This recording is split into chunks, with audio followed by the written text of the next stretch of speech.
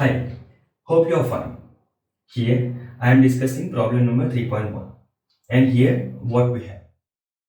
This is the circuit and we need to find the gain from this to this. That means this is input, this is output. I am hoping that you already assumed one thing which is very important, and that is this circuit is DC biased correctly.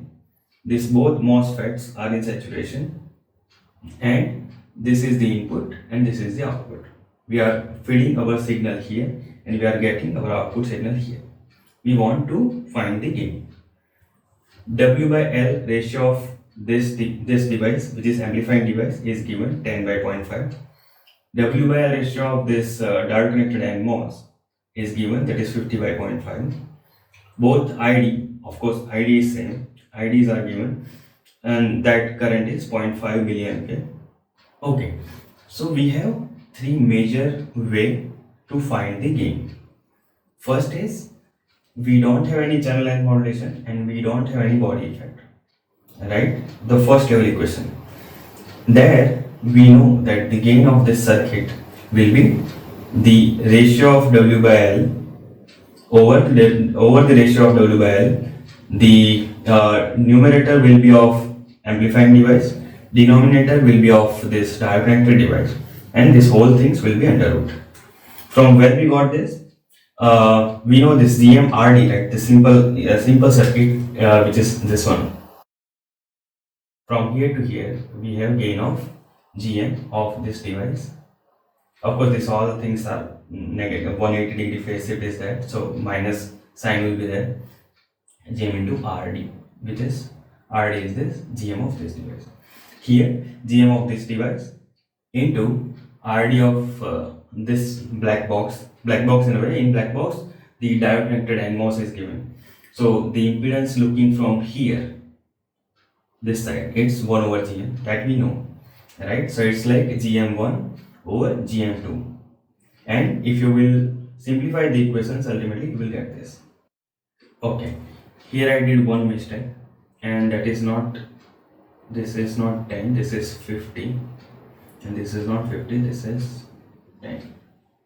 Alright, so here W by L 1 is 50 over 0.5 and W by L 2 is 10 over 0.5. This 0.5 is getting cancelled, right? And under root, this is under root 5. So if you assume that there is no channel length modulation and there is no body effect, then you will get this. It will be, I have number, and that is 2.2360. If you will put this circuit in simulator and if you will see the GM by GM, then your AC simulation and this number won't match for sure, right? Because here we have body effect, because this body of this transistor is grounded and source is not grounded, both are not, and there is some VESB there, so body effect will be there. So that's why this number will not match, and we are not assuming the RO also, which is because of channel length modulation. So this is just to see the first level number, right? This is very simple equations, very simple method to find gain. Why we are doing this? Even though it is not matching, while designing, if you want to go for a quick check, right, you can go for this and you can retune the circuit for your required gain. But this is the first method, and which is very simple. Alright, now let's see the second method, which is this one, in which channel length modulation is not zero. We are assuming there is some channel length modulation there, but we are not assuming body effect. Gamma is equal to 0. Yeah, we are taking it. So instead of just GM2, we have two more terms, which is the, so if you will see here, right, from here, looking down impedance and looking up impedance. Looking up, we were just discussing, right? It was just 1 over GM we took, but in reality it will not be 1 over GM, it will be 1 over GM parallel to RO, and that is what I put here, right? So GM1 into 1 over GM parallel to RO and RO2, you can write in another way, that is here, right? The admittance will be summed in denominator. That is what I did here. Okay. Now to find GM1, you can use this equation, that is GM is equal to under root 2 mu n cox w by L into ID. ID we have mu n cox, you can find from this equation. Mu n you can get from table number 2.1. TOX is the gate oxide thickness, right? That is given in table number 2.1 again. So if you will put these values here, right? W by L ratios of individual devices are there, so you can put this and you can find GM, right? While this is very important, and you can refer my video of problem number 2.1 as well, in which this L I took L effective. You can go for both for this example. You can just take W by L, whatever it is given, 50 by 0.5. But if you want to add the effect of side diffusion, you can go for L effective as well, right? So I have both number here. So GM1 is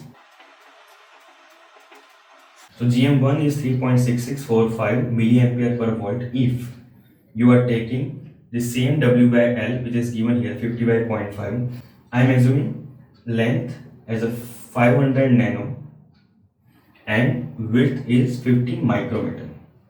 Okay, and without considering the side diffusion effect, this is the GM. If you will consider the side diffusion, you will get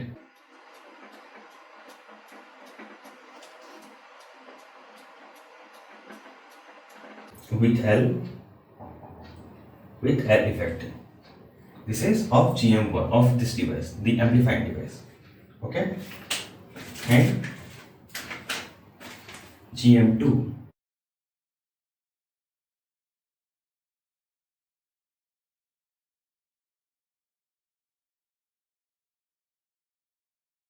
before moving further, if you want to cross verify whether our first result is correct or not, because we know that right, the gain was minus GM1 over GM2. So if you will use this two, right, this one and this one, you will get exactly same result. And if you will use this one and this one, right, if you are using with L for GM1, then use with L value for GM2 as well. This two and this two. Okay. If you are using with L effective, then use GM2 with L effective and put in this equation. You will get the same result. Right. Now, coming back to method 2, in which channel length modulation is there, but body effect is not there. We want this two, the RO1 and RO2. So here, this equation we know from chapter 2, and that is RO is equal to 1 over lambda ID. Here one assumption we already made, and that is ID is equal to mu n cox W by L VGS minus VTS square. That's it, right? You can see in the derivations. But for now, let's assume this is accurate for our purpose, and we move further. The lambda is given in this table 2.1, and that is 0.1, and ID we already know, that is 0.5 milliampere. If you will put these values here, right, you will get gain is equal to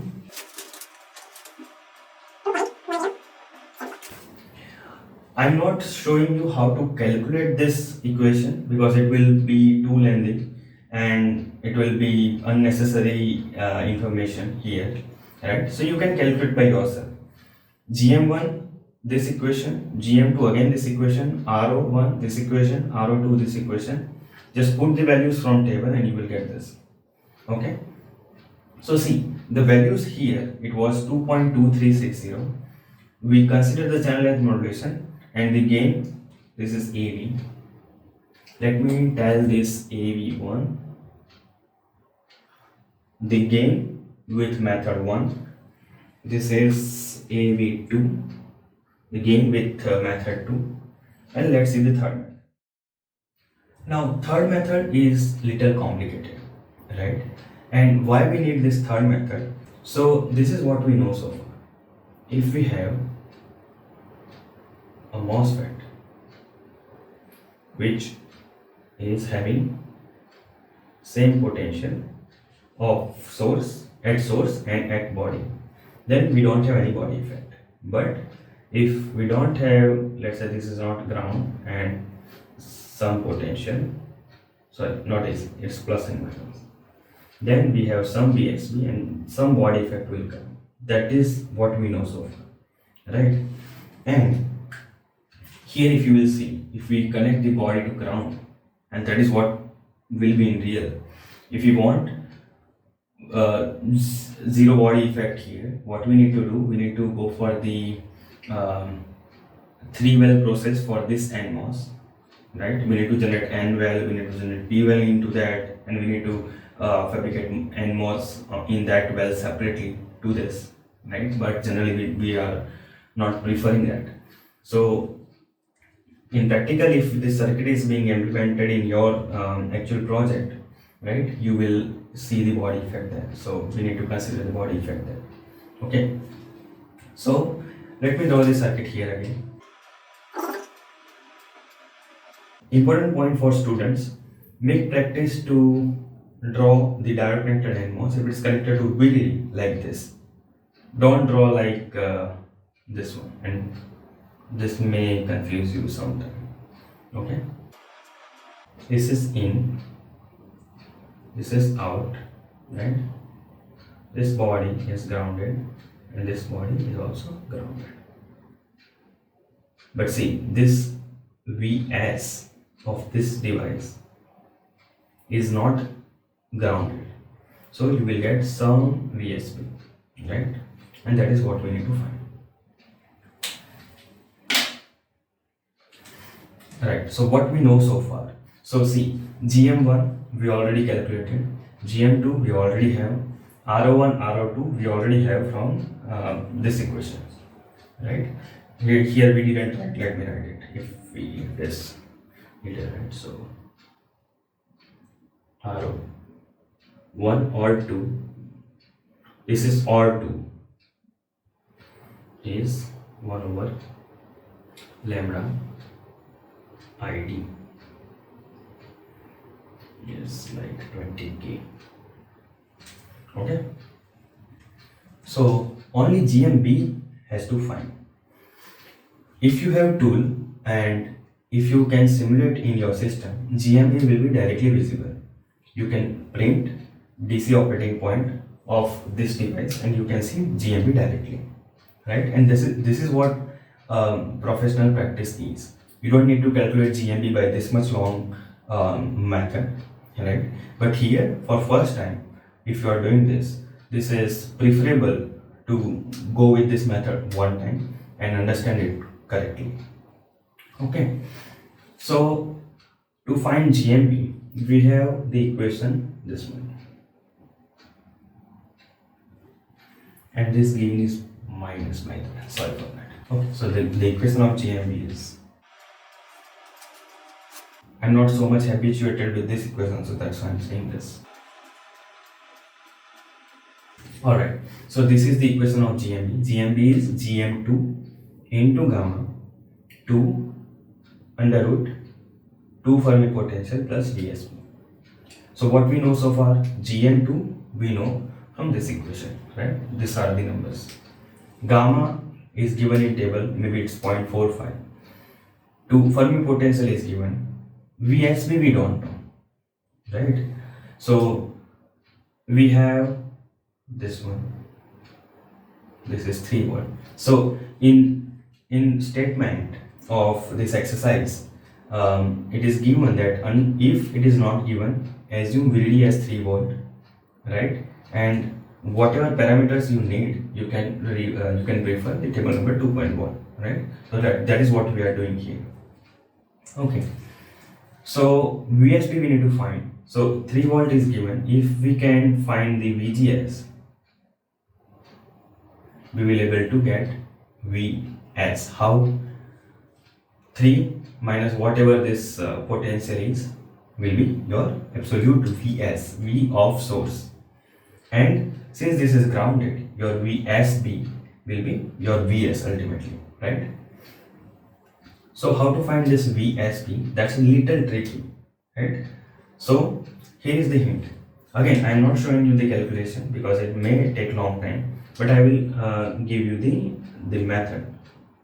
So we have the equation of ID.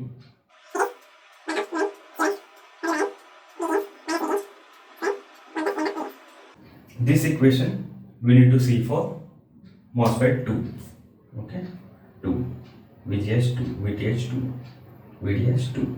Okay, 1/2 mu n COX you can calculate from this equation. W by L, you know, it's 10 by 0.5, right? VGS, that you don't know. Instead of VGS you can put, so this is the VGS, right? So your VG at 3 volt and your S you need to find. So instead of VGS you can put 3 volt minus Vs, and this is what your this is what you need to find. Okay, 1 VTH. Remember, the body effect says because of your VSB you have modulated threshold voltage. Your threshold voltage is being changed, right? So that VTH we need to put here, right? So this is the equation.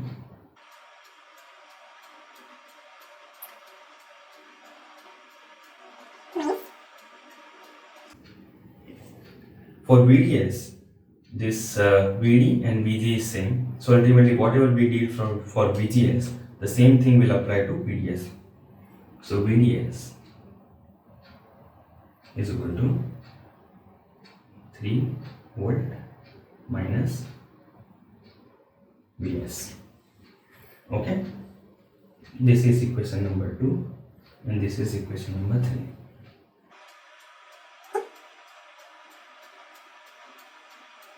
Alright, I mean, if you will put these values here in this equation, this is mean, and remember you need to do trial and error method for your quick calculation and you can find Vs, right? And let me give that value to you, and that value is Vs is equal to 1.466 voltage, this one. Right, now what you have to do in this equation, this, remember this was the main equation, like this was our wanted one, right? Now we have everything. So GMB will be, I have number, so if you will put this all values from different equations, you will get GMB is equal to,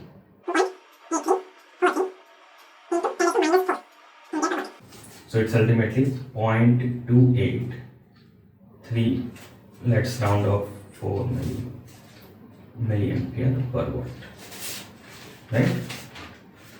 And if you will put this value here, right? Remember GM2 you have from here, again GM1 you will have from here, this 4 numbers, right? I would recommend you to for this method 3, use this with L number, this one and this one, because in solutions which is available in on websites and all, they use GM with L only. They didn't consider the side diffusion effect. So take this first values, okay, for method 3. Alright, and the gain, final gain you are getting is, okay, so see this. This was one number, this was the second one, and this was a third. Here is the catch. The same parameter we got with 3 methods and all 3 are different, right? So who is dominant here? See that. From the very simple equation which is having Gm by Gm, right? the number was 2.23. From there, if we went for channel length modulation, if we include channel length modulation, then we got the gain is 2.10, right? And then we include the body effect, right? Then we got 1.85.